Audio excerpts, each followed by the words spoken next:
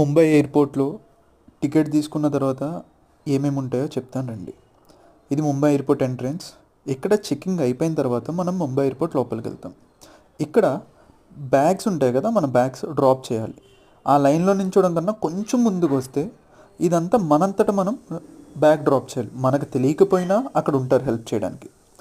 ఎలాగైతే మనకు ట్రైన్లో పిఎన్ఆర్ నెంబర్ ఉంటుందో ఇక్కడ కూడా అలాగే ఉంటుంది. వాళ్ళే మొత్తం అన్నీ చేసి ఆ బోర్డింగ్ పాస్ మనకేస్తారు, మన బ్యాగ్కి ఒక స్టిక్కర్ పెడతారు, వాళ్ళే అన్నీ చేస్తారు. మనం ఏమీ లైన్లో నించోని అవసరం లేదు. ఇంకా బ్యాగ్ అలా వెళ్ళిపోతూ ఉంటుంది. ఆ బ్యాగ్ మనం ఏదైతే డెస్టినేషన్ రాజమండ్రి ఉందో అక్కడ కలెక్ట్ చేసుకోవాలి. ఇక్కడ ఆ బోర్డింగ్ పాస్తో స్కాన్ చేస్తే గేట్లు ఓపెన్ అవుతాయి, మనం లోపలికి వెళ్ళిపోవచ్చు. తర్వాత చెకింగ్ ఉంటుంది. మన బ్యాగులు మనకి చెకింగ్ ఉంటుంది.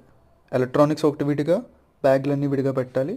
వాళ్ళకి ఏమన్నా డౌట్ లేకపోతే డైరెక్ట్గా వస్తుంది, లేదంటే ఆ పక్కకి వెళ్ళిపోయి వాళ్ళు అక్కడ ఓపెన్ చేసి మరీ చెక్ చేస్తారు.